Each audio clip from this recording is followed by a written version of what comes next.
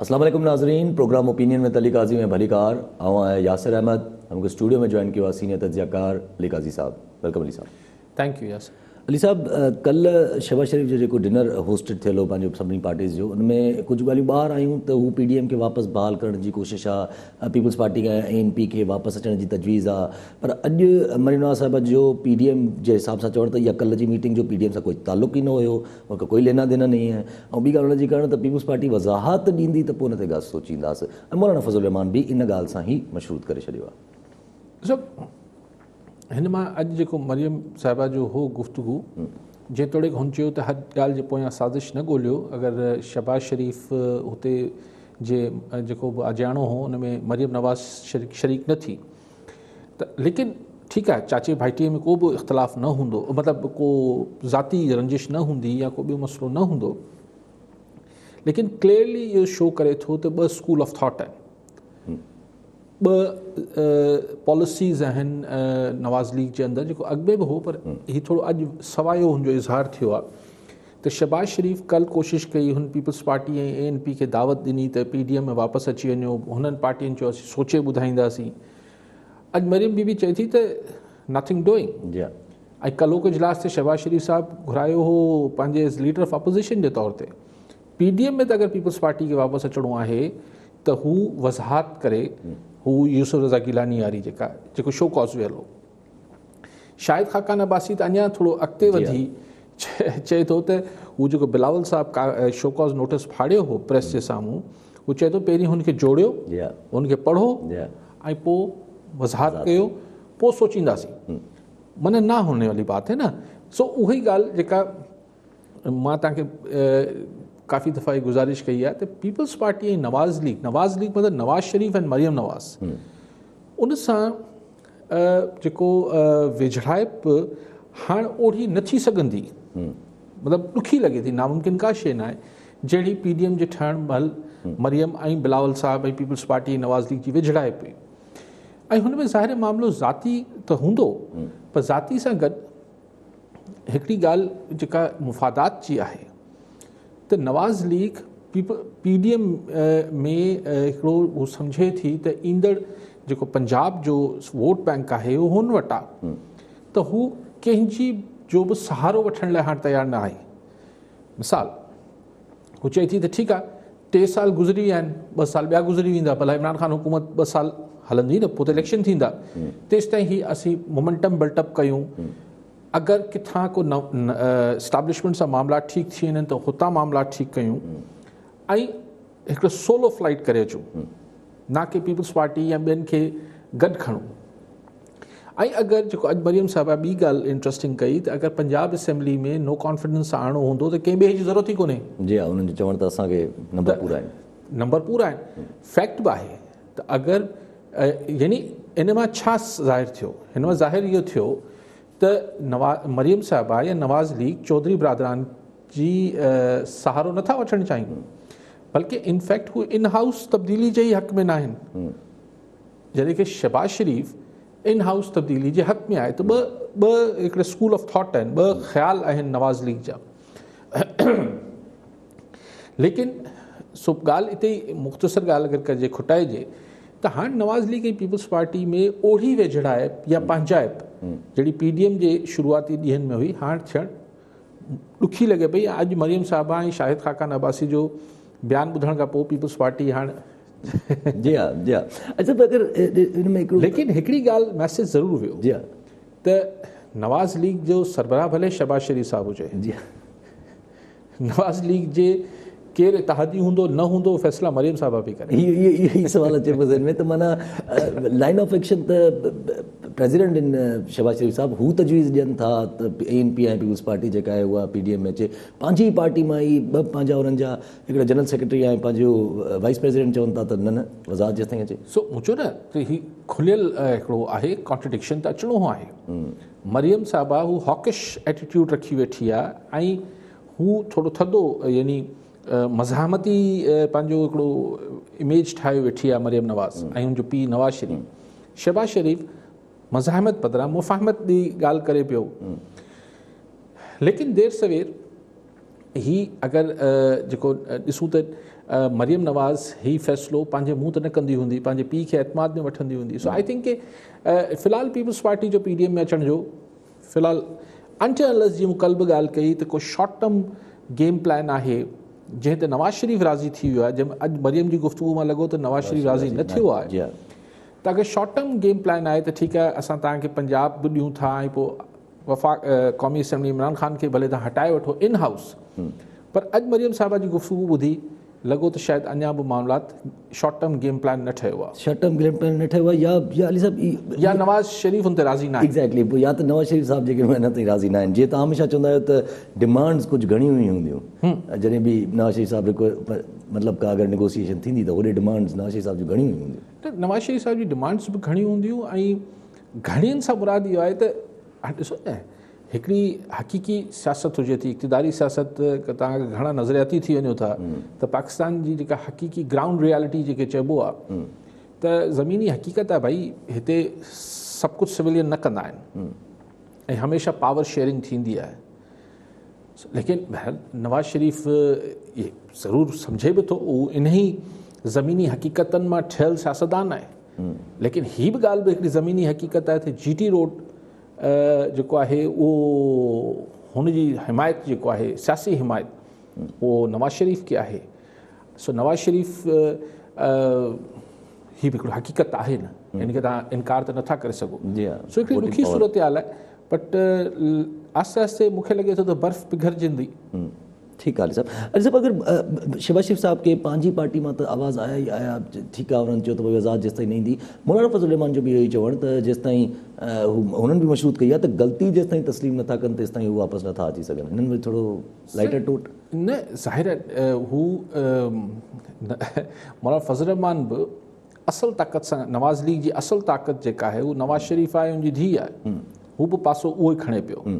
शहबाज शरीफ़ साहिब खे ॾिठो त काफ़ी थी वियो, अॼु वाइको थियो आहे त भले सदर हुजे पर फ़ैसिला मरियम साहिबा कंदी या नवाज़ शरीफ़ कंदो, त हाणे एतिरी एम्बेरसमेंट छो शहबाज शरीफ़ पंहिंजी कराई आहे? छा हुन मरियम खां ऐं नवाज़ खां सलाह खां सवाइ पीपल्स पार्टी खे वापसि अचण जी दावत ॾेई छॾी, या थी सघे थो सुभाणे शहबाज शरीफ़ साहिब पेंतरो मटाए चए त मूं बि इहा ई ॻाल्हि पे कई त वज़ाहत कनि ऐं वापसि अची वञनि। पॉसिबिलिटी आहे हिन शइ जी। ठीकु आहे सर। ऐं अगरि जे 29 मई ते जेको वज़ाहत हिननि जो रखियलु आहे, पंहिंजो हिन PDM जो इजलास रखियलु आहे 29 मई ते, त 29 मई ते अगरि हीअ वेहनि था, पाण में ॻाल्हाइनि था, शहबाज शरीफ़ साहब थी सघे थो अटेंड बि कनि, त मौलाना साहब त इहो ई चयो आहे त असां उन मीटिंग में डिसाइड कंदासीं त पीपल्स पार्टी ऐं ANP खे शमूलियत कराइणी आहे न आहे कराइणी। हाँ, ॾिसणो आहे त PDM जे इजलास में 29 ते छा सिर्फ़ु शहबाज शरीफ़ वेहंदो या मरियम नवाज़ बि वेहंदी। अगरि मरियम नवाज़ साहिबा बि वेहे थी त पोइ चाचा भाइटी जे हिकिड़ो ॾिसूं त छा मौक़ुफ़ अचे थो। लेकिन शहबाज शरीफ़ खे एम्बेरसमेंट जाम थी हूंदी, सची ॻाल्हि आहे त उनखे मतिलबु छा एम्बेरसमेंट खे छा थोरी शर्मिंदगी टाइप थी हूंदी त यार मूं हिकिड़ी ॻाल्हि चई, ॿिए ॾींहुं भाइटी अची जेको आहे सफ़ा पाणी हारे हली वई। जी हा। लेकिन 29 मई ते बि मुंहिंजो ख़्यालु आहे यही, अगरि इहो ई जेको रवैयो आहे मरियम नवाज़ साहिबा वारो अगरि ऐं मौलाना फज़ल रहमान जो, त ज़ाहिर प्रवेल इहे ई कंदा, शहबाज शरीफ़ पोइ राज़ी न करे सघंदो। पर सर पर शहबाज शरीफ़ जोड़ जक में ॾाढा आहिनि, इंटेलिजेंट आहिनि। पंहिंजो त जहांगीर तरीन ग्रुप आहे, जहांगीर तरीन ग्रुप जो बि नालो हले थो पियो पंजाब में। काफ लीग जो आहे, पीपल्स पार्टी जो सपोर्ट अची सघे थी पई। शहबाज शरीफ़ साहब काथे पीपल्स पार्टी वटि ख़ैर एतिरा वोट न आहिनि पंजाब में, लेकिन क्यू लीग ऐं तरीन ऐं ख़ुदि PTI जा खोड़ ॿिया माण्हू टुटी सघनि था। अगरि मरियम नवाज़ टिकट जो आसिरो ॾे हुननि खे त भई ॿिए भेरे तव्हांखे टिकट ॾींदी नवाज़ लीग, त PTI पंजाब जा कई MPs या MNAs हेठि मथे थी सघनि था। पर मुंहिंजे चयो तव्हांखे त मरियम नवाज़ ऐं नवाज़ शरीफ़ हिन ख़्याल जा आहिनि त मिड टर्म चूंडूं न थियनि, मिड टर्म चूंडूं थियनि, विचे मुदे वारी चूंडूं थियनि। जेको PDM जो टुटण जो कारण हो उहो बि इन ई नुक़्ते ते हो त नवाज़ लीग चाहे पई त विचे मुदे वारी चूंडूं थियनि, पीपल्स पार्टी चाहे पई त मुदो 5 साल पूरो थिए ऐं इन हाउस तब्दीली आणे वठूं। उहो नवाज़ लीग नथी चाहे। नवाज़ लीग नथी चाहे, मतिलबु या त नवाज़ लीग जो शहबाज शरीफ़ साहब चाहे तो बकाया नथा चाहे। शहबाज शीन लीग चाहे थी, नून लीग नथी चाहे। माना इहो चई सघिजे थो हिन वक़्तु। ठीकु आहे असां अॻिते वधूं पिया। पंहिंजो पाणी जे मसइले ते असां वटि काफ़ी ॾींहंनि खां रड़ियूं हलंदियूं पियूं, सिंध खे पाणी जी खोट लॻी पई आहे, पर अॼु पंजाब जे हिक तरफ़ां बि तब्दील थी अचे। वफ़ाक़ी सरकार उस्मान डार साहब बि चवनि था त पिया सिंध जा क्लेम्स ग़लति आहिनि, पंजाब खे ज़रूरत आहे, हिन करे पाणी ॾियणो थो पए। इरसा जो चेयरमैन बि उथी हलियो थो वञे ऐं वाटर अकॉर्ड ते बि न आहे मञिणो, पंहिंजे उन ई फॉर्मूले ते हलणो आहे। ॻाल्हि इहा आहे त ॾिसो, ही जॾहिं हिन ते पोइ था अचूं त पाणी केतिरो खोट आहे, केतिरो हुन सां सिंध खे नुक़सानु थिए पियो, उन सभु ॻाल्हियुनि ते अचूं था। बुज़दार साहब जेको फरमाए पियो त सिंध में पाणी जो निज़ाम ठीकु न आहे, जेको हिन ते पोइ था अचूं। ही चेयरमैन इरसा छा कयो आहे? यानी चेयरमैन इरसा साहब पंजाब जो बेसिकली इरसा में नुमाइंदो आहे, हींअर चेयरमैन जो बि हुन वटि ई आहे उहिदो। हू 91 जो अकॉर्ड जी जेका कॉपी आहे उहो उछलाए हणे थो इरसा जे सिंध जे मेंबर ॾे।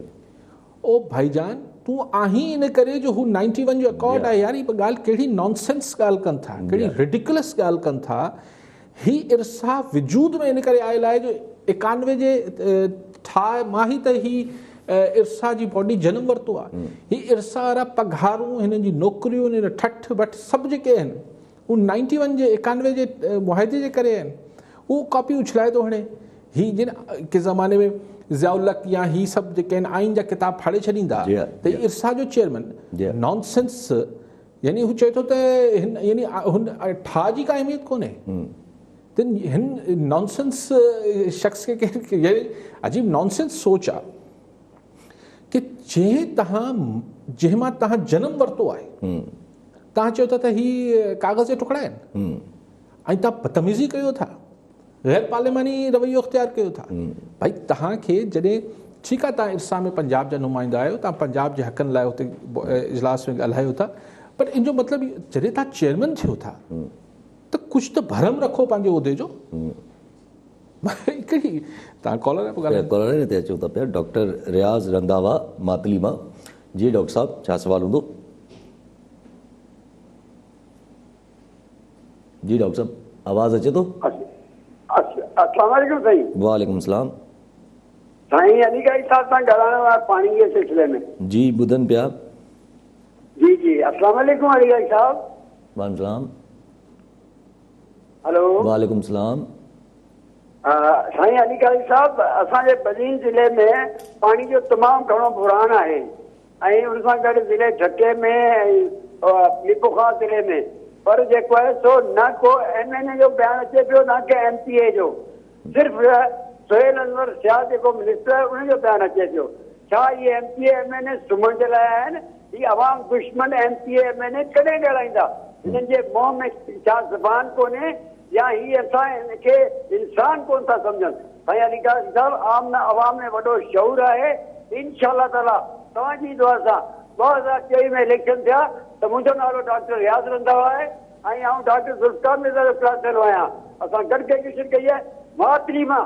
आउं MPA जो कैंडिडेट आहियां ऐं इंशाअल्लाह ताला जे हयाती रही त इंशाअल्लाह ताला हिननि वॾेरनि खे, हिननि लीडरनि खे हिननि खे ॿुधाईंदासीं त हींअर अवाम में शऊर आहे ऐं शऊर एतिरो आहे जो हर रिक्शा वारे खे, हर साइकिल वारे खे, हर सब्जी वारे खे ख़बर आहे त महांगाई आहे ऐं कंहिं MPA MNA खे कंहिंजो बयान ई कोन पियो अचे। हद थी वई आहे असांजा निंदो मां, पंगड़ीअ मां ग़रीब माण्हू अॻिते अचनि पिया, साफ़ी हज़रात ॻाल्हाइनि पिया, पर कंहिं MPA MNA जो। साईं अलीगढ़ साहब, हिन ते थोरो तबसरो कयो महिरबानी, तव्हांजी ॻाल्हि ॿुधनि था सभु। ठीकु आहे डॉक्टर रंधावा साहब, बिल्कुलु पाणी जी खोट आहे। जीअं तव्हां चयो त बदीन में जेके लाड़ जी सॼी पट्टी आहे ऐं हाणे त विचोले सिंध में बि पाणी जी खोट पैदा थिए पई ऐं ॾाढी भयानक सूरत हाल आहे। तव्हां चयो त रुगो सोहेल अनवर सियाल ॻाल्हाए पियो, सही बेसिकली त इरीगेशन जो मिनिस्टर सोहेल सियाल ई आहे, त उनखे ई ॻाल्हाइणो आहे। हुनजो ई ऑफिशियल स्टेटमेंट जेको सिंध गवर्नमेंट पारां हूंदो पाणी जे मामले ते, त उहो इरीगेशन मिनिस्टर ॾिए थो ऐं उहो हींअर सोहेल अनवर सियाल आहे त उहो ॾिए पियो। डॉक्टर साहब जो रंधावा साहब जो ख़्यालु आहे त न MPAs MNAs खे बि ॾियणु खपे, बिल्कुलु ॾियणु खपे साईं। ऐं उहो पोइ चाहे पीपल्स पार्टी जा हुजनि, चाहे GDA जा हुजनि, चाहे PTI जा हुजनि, केर बि आहिनि, बिल्कुलु ॾियणु खपे अगरि हू बयानु। लेकिन सवाल इहो आहे साईं त ॾियणु खपे ऐं जेको बि हिन में को पार्टी जा मामला न हुजणु खपनि। मूंखे अफ़सोस थिए थो जेको ही सिंध असेंबली में कल्ह बि PTI वारनि कयो, अॼु बि PTI वारा कनि पिया। ही कहिड़ी जेका आहे मतिलबु तव्हां सिंध वासी आहियो, चाहे तव्हां कराची में रहो पिया, चाहे तव्हांजी ज़मींदारी आहे न आहे, कराची में बि अगरि पाणी दरिया में न हूंदो त कराची में पीअण जो पाणी किथां ईंदो? ट्यूबवेलनि सां त सॼो कराची नथो हली सघे। सो ॻाल्हि इहा आहे त ही तव्हां कहिड़ा बि K4 ऐं कहिड़ा बि मनसूबा ठाहे वठो, अगरि दरिया में पाणी न हूंदो त पाणी किथां ईंदो कराची खे बि? सो हुन लाइ उन में PTI वारा सिर्फ़ु इन करे जो पंजाब में हुननि जी PTI जी सरकार आहे या वफ़ाक़ में PTI जी सरकार आहे, यार फॉर गॉड सेक किथे त तव्हां पार्टी खां बालातर थी, पार्टियुनि खां थोरो हटी करे सिंध जी सोच बि रखे न PTI। मूंखे पीपल्स पार्टी सां हर ॻाल्हि ते बिल्कुलु जेको इख़्तिलाफ़ु करिणो आहे, मुंहिंजो को पाण त पार्टी कोन आहियूं, GDS खे करिणो आहे जेको पाण में कंदा रहनि ॿियनि मामलनि ते, पर जॾहिं सिंध जो हिकिड़ो इज्तिमाही कॉज़ अचे थो, जॾहिं सिंध जी हिकिड़ी गॾियल ॻाल्हि अचे थी त पोइ PTI GDA केरु बि हुजे, पीपल्स पार्टी हुनखे हुन खां बालातर थी सोचणु खपे, हुननि खे पोइ हिकराए थी सोचणु खपे। हिननि डिसअपॉइंट कयो, मतिलबु इंतिहाई माज़रत सां चवां थो, PTI ऐं GDA जॾहिं ही जेके ॿेटनि जो वारो मामिलो आयो, जेके सिंध जा ॿेट वफ़ाक़ खणी पियो, हाणे वरी मस्त हथु कढियो अथनि, उन महिल बि PTI ऐं GDA जेको आहे उहो डिसअपॉइंट कयो हो सिंध जे माण्हुनि खे। ॾिसो ही ॻाल्हि पीपल्स पार्टी जी त न आहे, पीपल्स पार्टियुनि जी हुकूमत अॼु आहे सुभाणे न हूंदी, लेकिन सूबे जा जेके मुफ़ाद आहिनि उहे लॉन्ग लास्टिंग आहिनि, उतम उहे हुजणु खपनि। सो उते वेही तव्हां पार्टी हलायो था, इहो मुंहिंजे ख़्याल आहे त हिन में हिकु राय थी ठारा पास थियणु खपे आहे त सिंध जो हक़ आहे, सिंध जो मामिलो आहे, उहो सिंध खे पाणी ॾिनो वञे। हिन में तव्हां PTI ऐं GDA न कयो। बाक़ी तव्हां वटि कॉल आहे छा? जी हा, कॉल। अच्छा, पोइ रंधावा साहिब ॿी ॻाल्हि ते पोइ चवंदा पिया रज़ा मोहम्मद मेमण हाला पुराणा मां। जी मेमण साहब, छा सवाल हूंदो? अली काजी साहब खे पहिरीं सलाम था चऊं त हू सिंध जे GRP जे हर मसइले ते ॻाल्हाईंदो रहे थो वक़्तनि ब वक़्तनि। जी अॼु वज़ीर फ़ैसिलो कयो शेख रशीद खे सिंध में मोकिलियो वेंदो अमन अमान जे हवाले सां। छा बाक़ी ॿिया सूबनि जा माण्हू दर खोलियो छुटा पिया आहिनि? उते अमन अमान तमामु घणो आहे, बाक़ी सिंध जो फ़िक्र अथसि या का हीअ सियासी रांदि आहे? ठीकु आहे, सही। ऐं अचां थो मेमण साहिब जी ॻाल्हि ते, पहिरीं हू रंधावा सां वारी ॻाल्हि कंप्लीट करे वठूं त मूं अर्ज़ु पे कई त पार्टी एफिलेशन खां बालातर थी सूबे जी ॻाल्हि सोचणु खपे। ऐं इहो जेको बोज़दार साहिब या PTI जी जेका नुक़्ता नज़र आहे पॉइंट ऑफ व्यू त भई सिंध में वाटर जी मैनेजमेंट सही न आहे, ऐं इतफ़ाक़ थो कयां, बट असांखे असांजे हिसे जो पाणी ॾियो। मैनेजमेंट अॼु न सुभाणे ठीकु थींदी न, कॾहिं त ठीकु थींदी। माना तव्हां असांजा नाणे जा पैसा रोके वठो त तव्हां ख़र्चु सही नथा कयो, करप्शन आहे, फल। अड़े भाई उहो असांजो मसइलो आहे न, असांखे डिसाइड करणु ॾियो त भई पैसा सूबे में सही ख़र्चु थियनि पिया न पिया थियनि, पाणी सही इस्तेमालु थिए पियो न पियो थिए, उहो असांजे मथे सूरु आहे न। इहा कहिड़ी ॻाल्हि आहे त तव्हां मुंहिंजा पैसा रोके वठो त यार तूं पैसा फिज़ूल ख़र्ची करी थो, भई मुंहिंजे वॾो त कोन्ह थियो हुई न, मुंहिंजी शइ मूंखे ॾियो, मुंहिंजी मर्ज़ी आहे। पोइ असीं पाण में ॼाणियूं, पोइ सिंध जा माण्हू बि ॼाणीनि, सिंध जी हुकूमतूं ॼाणीनि। हीउ कहिड़ो तरीक़ो आहे? सो इहो मूंखे हीउ आर्ग्यूमेंट बि सम्झ नथो अचे। मिसमैनेजमेंट आहे, पाणी जी वेस्टेज, उहो सभु सिंध जो जेको हिसे जो पाणी आहे सिंध खे मिलणु खपे। ऐं उहो मतिलबु तव्हां इहो छो नथा जांच कयो त गुडू खां मथे हीउ पाणी हवा में एतिरो कीअं गुम थी वञे थो? विच में चोरी थिए थो न। जेको कालाबाग खां गुडू जे विच में पाणी वञे किथे थो? ख़ैर उहे हिकिड़े हाणे उहो टेक्निकल ॻाल्हियुनि खे लेकिन बेसिकली मूंखे हिन जे मूं चयो त हिन अपोज़िशन जी या जेके पॉलिटिकल पार्टीज़ पीपल्स पार्टी सां 100 दफ़ा न ठहनि, मुंहिंजो छा वञे, लेकिन घटि में घटि पाणी जहिड़े मामले ते। सो रंधावा साहिब, बाक़ी जेका तव्हां ॻाल्हि कई त भई हीअं थींदो, माण्हुनि वटि शऊर आहे, वोट आहिनि, सो हींअर बि त मातली वारनि वोट ॾिना आहिनि न। पोइ पाणी जो इशू हो छा एजेंडा थे रंधावा साहिब? चओ था शऊर आहे, हीअ आहे, हू आहे, पाणी जो इशू ऐं न छा केरु खटियो, बिल्कुलु उहो त माण्हुनि जी मर्ज़ी आहे। सो छा ही जेके असां वटि इलेक्शन में वोट रियल इशूज़ ते पवनि था कि MNA MPA जी या उम्मीदवार जी या परफॉर्मेंस ॾिसी पवनि था? अनफॉर्चुनेटली नथा पवनि। लेकिन तव्हां रंधावा साहिब हींअर ख़बर या ॿुधाई आहे मातली वारनि खे त ईंदड़ कैंडिडेट जी आहिनि। बिल्कुलु साईं, ऑल द बेस्ट, सभिनी खे इलेक्शन वञण जो हक़ आहे। जी त बाक़ी मेंबर साहब जी ॻाल्हि ते चऊं था, पहिरां कॉलर वठी वठूं। किफ़ायत अली शाह सखर मां। जी शाह साहब, छा सवाल हूंदो? अल्हम्दुलिल्लाह। साईं नंढड़ो आहे, साथ में पीटीआई जी हुकूमत हूंदी बि सिंध हुकूमत सां माटे चुनाव जो शुरू छो थो कयो आहे? न फंडिंग थी मिले, नई पाणी वारे मसइले ते हाणे ॻाल्हायो पिया, हिन जे बारे में काई बि सपोर्ट नथी कई वञे, हिन जे बारे थोरी रोशनी विझंदा। सिंध सां सलूक जी ॻाल्हि पिया थिए। साईं सिंध सां सलूक को हाणे ही को अनोखी ॻाल्हि न आहे, इहो को पहिरियों दफ़ो न आहे त सिंध सां अहिड़ो सलूक थिए पियो। ऐं पीटीआई खां पहिरीं ॿियूं हुकूमतूं बि रहियूं त सिंध खे को जेके इशूज़ आहिनि सिंध जा उहे रहनि था, ऐं ही पाणी आहे, नाणो आहे, ॿिया इशूज़ आहिनि जिन ते इहो रहे थो। पर बहरहाल हिकिड़ी कॉन्स्टेंट हिकिड़ी आवाज़ उथे थो जिथे माण्हू ॻाल्हि कनि था, पंहिंजो मौक़ुफ़ रखनि था, भरपूर तरीक़े सां रखनि था, त उनखे मोट बि मिले थी। बाक़ी मेमण सां छो आहे साईं, ॻाल्हि इहा आहे त बहरहाल जेको थोरो हीणो नज़र अचे थो हुनजा हक़ फॿाइण, हर कंहिंजो घर लॻे थो त आउं फॿाए वेंदुसि, घर ते कब्ज़ो थी वञे थो, कंहिंजी ज़मीन लॻे थी कब्ज़ो थियण जहिड़ी आहे, थी वञे थो, कंहिं ख़ाली हथ ईअं वञे पियो, हुनखां पैसा फुरिजी वञनि था। हाणे छो त वरी इहा त दुनिया, ही को सिंध सां अनोखी ॻाल्हि न आहे, सॼी दुनिया में ईअं ई आहे। त बाक़ी मेमण साहब जी ॻाल्हि कई त शेख रशीद खे मोकिलियो पियो वञे सिंध में अमन मान लाइ, इहो मूंखे मेमण साहब ख़बर न आहे, न मूं अहिड़ी का ख़बर किथे पढ़ी आहे। सो अगरि तव्हां ॿीहर फ़ोन करे ॿुधायो त इहा तव्हां ख़बर किथां आंदी आहे, ऐं शेख रशीद कहिड़ी हैसियत में अची थिए, कीअं वेंदो, ऐं छाकाणि त लॉ एंड ऑर्डर जेको आहे उहो प्रिवेंशियल सब्जेक्ट आहे। अमन अमान जेको आहे उहो सूबाई अनटिल के इमरजेंसी लागू करे।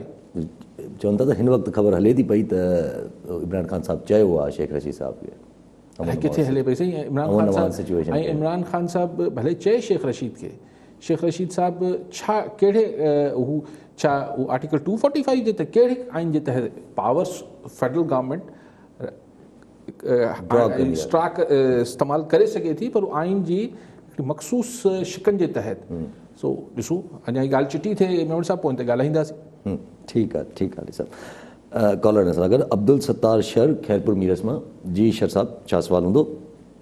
साईं असांजो अलीकाल साहब खां इहो अर्ज़ु आहे त साईं पहिरियां बि हिकिड़ो सुवाल कयो त पाणी चोरी थो थिए। पाणी ठीकु आहे, असां मञूं था पंजाब मां घटि थो अचे, लेकिन जेको अचे थो असांजे मीरवा वाह में, असांजा चूंडियल जेके असांजे वोट ते चूंडी MP MN अचनि था एवाननि में, उहे असांजा चोरी कयूं वेठा आहिनि साईं फैज़गंज में। उते वाह ते बुंडो ॾेई वेठा आहिनि, पंहिंजे वाह खे खुले आम सरेआम भराईंदा ॿनियुनि खे, ऐं असांजे पाणी जो ठुक नथा छॾनि। 2 महीननि खां असांजो ज़ुल्म आहे। असां सां इहो ज़ुल्म तव्हां असांजो मीडिया ते खणी अचो ऐं बराए महिरबानी करे इन ते थोरो डिस्कस कयो, छाजे करे जो ॿिया कोन था चोरी कनि, असांजा चोर असांजा पंहिंजा आहिनि। ठीकु आहे शर साहब। शर साहब, मां हिन सां इनकार नथो कयां, हिते बि उहो ई उसूल लागू थिए थो जेको ॾाढो आहे, उहो ॾाढो आहे त हीणे जो हू इक़्तिदार में आहिनि या पावर आहिनि, उहो थिए थो। हाणे कॾहिं इनकार थो कयां त वीचारे पुछड़ी वारनि खे नथो मिले, हू मुख़्तलिफ़ तरीक़ा थियनि था, मुंड मां पाणी हलियो वञे थो, वधीक इस्तेमालु थिए थो, ऐं सो ऑन। लेकिन मुंहिंजो शर साहब चवणु इहो आहे त अगरि मिसाल असांजो 100 मिलियन एकड़ फीट पाणी ठहे, 100 त कोन, पर मिसाल 100 क्यूसिक पाणी ठहे थो सिंध में, त अचे न, गुड्डू खां हिन पासे टिपायो, पोइ ही जहिड़ा पाणी जारी रखंदासीं त शर साहब जो पाणी केरु पी वियो, मुंहिंजो पाणी केरु पी वियो, यासिर जो पाणी केरु पी वियो, इहो असांजो जहिड़ो आहे न। बिल्कुलु रहणु खपे, आवाज़ उथणु खपे त भई मीरवा में पाणी छो नथा छॾियो, हेठि छो नथा छॾियो, बदीन में हेठि छो नथा छॾियो, हैदराबाद में हेठि छो नथा छॾियो, उहो जहिड़ो आहे, हुन सां तव्हां इनकार नथो कयो। ऐं मां त पाण वॾो क्रिटिक आहियां त सिंध में जेको इरीगेशन जो आहे सिस्टम, हू ॾाढो नाक़िस आहे। लेकिन हिन जो मतिलबु इहो त न आहे त पंजाब असांजो पाणी रोके छॾे। 100 क्यूसिक अचिणो आहे, असांखे 100 ॾियो, आहियूं पाण में आहियूं त जहिड़ो बि जारी रखिबो। हिते अगरि नाणो जेको सिंध जो NFC में ठहे थो असांखे ॾिनो वञे, पोइ असांजो जहिड़ो आहे सिंध में हुकूमतनि सां त भई पैसो सही इस्तेमालु थिए, कीअं इस्तेमालु थिए न थिए, ही हू न ॾियनि असांखे त तव्हां हरूभरू ज़ियान करे छॾियो था, यार हीअ कहिड़ी ॻाल्हि थी।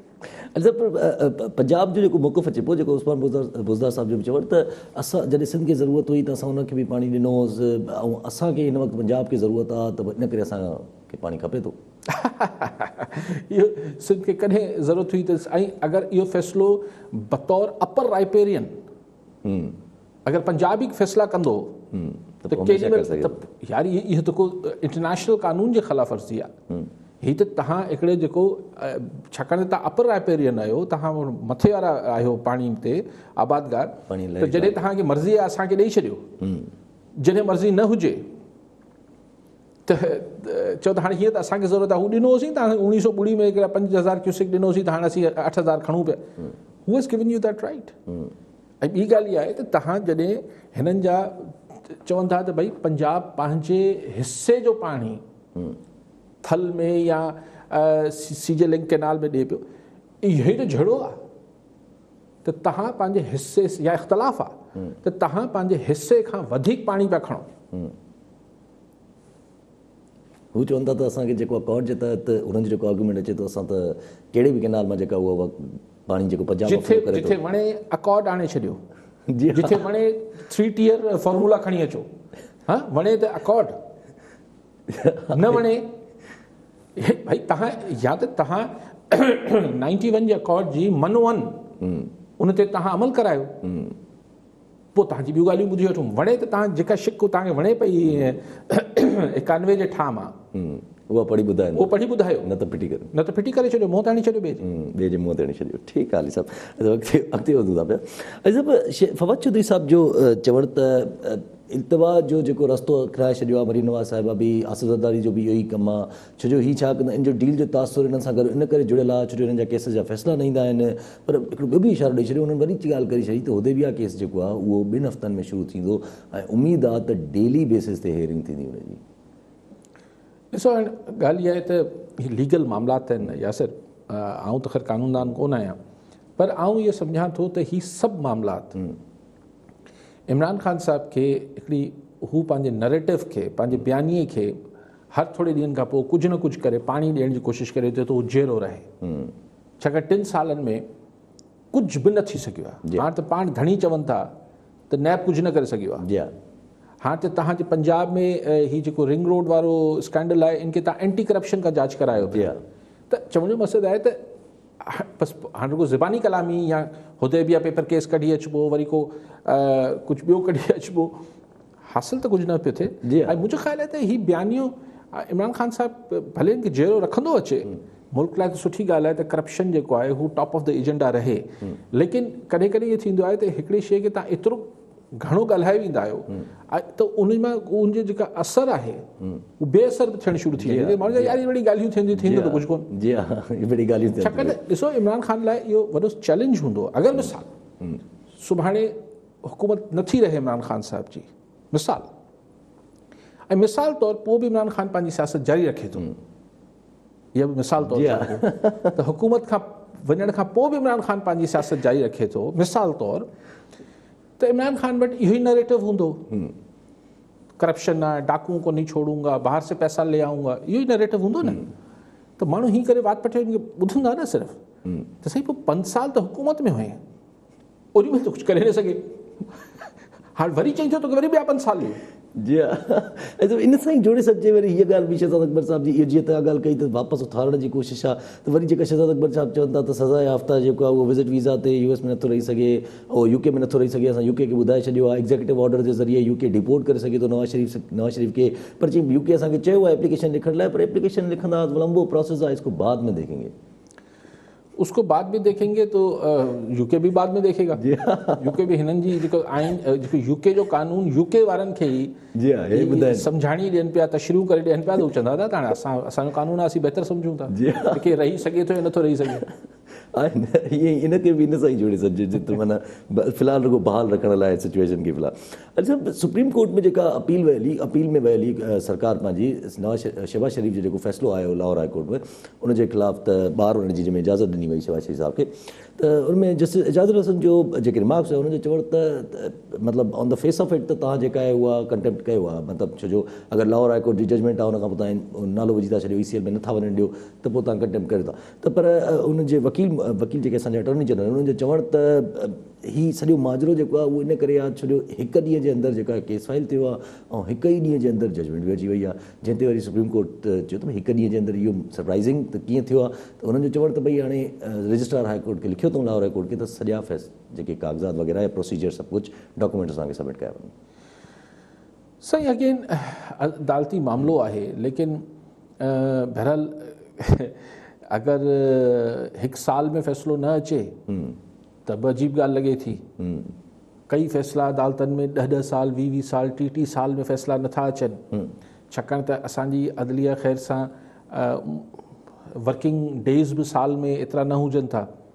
हाणे हींअर बि 90 ॾींहंनि जी मोकलूं अची वेंदियूं सुप्रीम कोर्ट जूं, पोइ वरी सैटरडे संडे उहा ई शायदि बंदि हूंदी आहे, त मतिलबु हिकिड़ा मिलाए जुलाए 365 ॾींहंनि मां त हाणे अगरि 10 साल या 20 साल हिकिड़े फ़ैसिले जो केस जो फ़ैसिलो न अचे तॾहिं बि हैरत जोगी ॻाल्हि आहे, ऐं हिकिड़े ॾींहं में अची वञे तॾहिं बि हैरत जोगी ॻाल्हि आहे। अदलिया आहे, कुझु बि करे सघे। ठीकु आहे सर, अदलिया ही जेको असांजो जुडिशियल सिस्टम आहे न यासिर, इहो एॾो मतिलबु ऐं अदलिया लाइ न पियो चवां, मां चवां सॼो जेको निज़ाम आहे जंहिंमें प्रोसिक्यूशन खां वठी पुलिसिंग खां वठी सभु जेको सिस्टम आहे हीउ एॾो अज़ियतनाक आहे, एॾो अज़ियतनाक आहे। तव्हां सोचो त यानी हिकिड़ो माण्हू अगरि जेल में पियो आहे, अञा मुल्ज़िम आहे, मुजरिम न थियो आहे, उनखे कंहिं इल्ज़ाम में अवल त ॾिस मसइलो इहो आहे त हुनखे पुलिस पैसा न ॾियण जे करे मिसाल चालान करे मोकिले छॾियो या कंहिंजे चवण ते बच ते ॿधाए छॾियो। हाणे हू कीअं अचे अदालत में, उनखे पंहिंजी जेल इंतिज़ामिया खे पैसा ॾियणा आहिनि, पहिरीं त हुते सर्वाइव जीअण लाइ बि पैसा ॾियणा अथसि जेल जे अंदरि, पोइ हुनखे जेको आहे हुन पंहिंजे ताकी हुनजी तारीख़ लॻी सघे न, तारीख़ लाइ मथे करिणो पवंदो कमु, वकील सां मामलात करणा पवंदा, पैसा ॾियणा पवंदा, पोइ पंहिंजी इंतिज़ामिया खे जेल इंतिज़ामिया खे भई मूंखे वठी हलो मुंहिंजो अदालत में लॻो आहे, हीउ सभु कुझु करे उहो अदालत में पहुचे थो, ॿियो वकील अचे थो, सरकारी वकील या ॿी धुर जो वकील, हू चए थो हिन दफ़े थोरो मसरूफ़ आहियां महीने ताईं, हा 15 ॾींहंनि खां पोइ या महीने जी सुनवाई ॾेई छॾियो, या हुनजी वकिला हज़रात बाइकॉट करे छॾींदा, स्ट्राइक करे छॾींदा, या कुझु बि थी वञे। सो अगरि हिकिड़ी सुनवाई ते अचण लाइ हुनजा 5,000 10,000 20,000 जेतिरा बि ख़र्च थिया आहिनि, वकील जी फीस खां वठी, फीस खां अलावा वकील खे ख़र्चो बि ॾियणो पवंदो आहे न अचण लाइ, उनजा माइट आया, हुनजो ख़र्चो सभु थियो, ऐं 5 मिंट 3 कलाक हुते बीठा रहिया, ख़बर पए न अॼु त कोन हलंदो केस। सो नेक्स्ट टाइम वरी हुनखे 15-20 हज़ार रुपया ख़र्च करणा आहिनि, ऐं अज़ियत अलॻि आहे जेल में। पोइ जेको सॼो हिन सिस्टम में करप्शन आहे, सो मूंखे ख़बर न आहे माना उहे जेके असांजा आहिनि जिन्हनि खे बाय लॉ कानून पाबंद कयो आहे त फ़ैसिला 2 महीननि में अचणा आहिनि, हू 2 सालनि ताईं नथा अचनि, केस ई नथा हलनि। सो जुडिशियल जेको असांजो सॼो सिस्टम आहे उहो अलाए कॾहिं ठीकु थींदो ऐं केरु कंदो, अलाए केरु कंदो, इहे रिफॉर्म्स वॾा ऐं ॾोहारी छुटी वञनि था, बेगुनाहनि लाइ हिकिड़ो अज़ाब आहे। पोइ तव्हां ई ॿुधंदा आहियो केस आख़िर में सुप्रीम कोर्ट हमरा खे जेको आहे 17 सालनि खां पोइ चयो त बेगुनाह हो। जी हा, जी हा। अच्छा जे थोरो बड़ो कमेंडेबल कजे अगरि जे नैब कोर्ट्स नैब पंहिंजो नैब खे त जेको डिसीशन आयो आहे रईसानी साहब जेके सेक्रेटरी फाइनेंस हुया बलोचिस्तान में, मेगा करप्शन स्कैंडल हो बलोचिस्तान जो, जंहिंमें 64 करोड़ रुपया उन्हनि जे घर तां मिलिया, उन्हनि खे सज़ा अची वई आहे 10 सालनि जी, उनजी प्रॉपर्टी बि ज़ब्त कई। नैब अदालत ॾिनी आहे न, नैब अदालत ॾिनी आहे, अञा अपील जो हक़ आहे। जी हा, उहो त आहे। ऐं हाणे 64 करोड़ ते बि अलाए कॾहिं बि ख़ैर मूंखे ख़बर न आहे उनमें कानूनी तरह उहो छा मामलात हुनमें कहिड़ा लकूनाज़ ऐं कहिड़ी ख़ामियूं रहिजी वेंदियूं, उहो त ख़ुदा ख़बर। ऐं पोइ ॾिसूं त अपील में अञा त अपील हाई कोर्ट में थींदी, पोइ सुप्रीम कोर्ट में थींदी। जी हा, जी हा, जंहिं वटि 64 करोड़ रुपया रुगो घरां निकिता आहिनि, जी हा, उहो 10 करोड़ रुपए जो वकील बि करे वठो। जी हा, ईअं ई आहे, ईअं ई आहे। ठीकु आहे साहब। ऐं जब कल्ह असां पाण डिस्कस कयोसीं त जेका ख़बरूं अचनि थियूं त US खे जेको आहे उहो एयर बेसिस एयर ऐं ग्राउंड एक्सेस ॾिनी वेंदी। अॼु मौलाना साहब जेको आहे हुन ते तशवीश जो इज़हार कयो। मौलाना साहब चयो त 2001 में बि तव्हां अहिड़े क़िस्म जो एग्रीमेंट कयो, इहो एग्रीमेंट तव्हां हाणे ॿीहर कयो था, तव्हां मतिलबु हिकिड़े क़िस्म जा अड्डा अगरि इस्तेमालु करणु ॾियो था पंहिंजा, त पोइ तव्हां जंग खे दावत ॾियो था। मौलाना फज़ल रहमान बि चयो, कल मौलाना सिराजुल हक़ जमात इस्लामी वारनि कयो। सभिनी पार्टियूं हुन ते तशवीश जो इज़हार कनि पियूं, पर असांजी फॉरेन ऑफिस चए थी त को बि नओं एग्रीमेंट न थियो आहे। जी हा, पुराणा एग्रीमेंट ते इहो न चयो अथनि को अहिड़ो मुआहिदो आहे ई कोन। जी हा, फॉरेन ऑफिस असांजी वज़ारत ख़ारजा इहो वज़ाहत कई आहे त को बि नओं ठाह अमेरिका सां थियो ई कोन्हे। बाक़ी जेके अॻु में ई असांजा थियल आहिनि IPR वारा जेके आहिनि उहो त आहिनि, पुराणा ॿ असांजा कम्युनिकेशन लाइ थियल आहिनि, असांजा कम्युनिकेशन लाइ थियल आहिनि। हा, सो लेकिन इहो आहे त कल्ह बि त गुज़ारिश कई यासिर त पाकिस्तान हिन महिल अफोर्ड नथो करे सघे त अमेरिका खे पर सिरे खां ई यानी बिल्कुलु तमामु घणो एलिएनेट करे छॾे, नाराज़ करे छॾे। हाणे कल्ह बि असांजे हुननि जा जेके सिक्योरिटी एडवाइज़र आहिनि जो बाइडन जा, ऐं असांजो शायदि मोईद यूसुफ अलाए छा हुननि जेनेवा में मुलाक़ात थी आहे, ऐं हुन में कुझु अहिड़ो करण ते इतफ़ाक़ थियो आहे जंहिंमां महसूसु थिए थो त कुझु माशी ऐं ॿियूं एक्टिविटीज़ बि अमेरिका यानी को पैसनि जो बि मामिलो थिए पियो। ऐं सो हिन मां इहो उमेदु असांखे थींदी त FATF जी जेका तलवार असां ते लटकियल आहे, अगरि अमेरिका असां सां राज़ी थियो, ख़ुशि थियो, साहब बहादुर अगरि असां मां ख़ुशि थियो, त पोइ हीअ जेका FATF जी ग्रे लिस्ट वारी असां ते तलवार लटकियल आहे, उमेदु कजे त ईंदड़ महीने आहे, ईंदड़ महीने जून में त जून में इहा असां तां इहो टरी वञे। इहो टरंदो त असांजी मईशत खे सां तमामु हकारी फ़ाइदो थींदो, तमामु बहितरु थींदो। उअं ई असांजी माशाल्लाह फॉरेन रेमिटेंसिस त पंहिंजी जाइ ते आहिनि, लेकिन असांजी टेक्सटाइल ऐं ॿियूं एक्सपोर्ट्स वधनि पियूं। अगरि हीउ ग्रे लिस्ट वारो असां तां लहंदो, इहो जेको हिकु टेंशन आहे, त हिन जो डेफिनेटली तमामु सुठो नतीजा निकिरंदा। ठीकु आहे, त उन लाइ अमेरिका बहादुर खे राज़ी रखणु ॻाल्हि मुख़्तसिर ज़रूरी आहे, सम्झा करो। जी हा, ठीकु आहे साहब, वॾी महिरबानी साहब। नाज़रीन, अॼु जे प्रोग्राम जो वक़्तु पूरो थियो, वरी मिलंदासीं ईंदड़ प्रोग्राम में। दुआनि में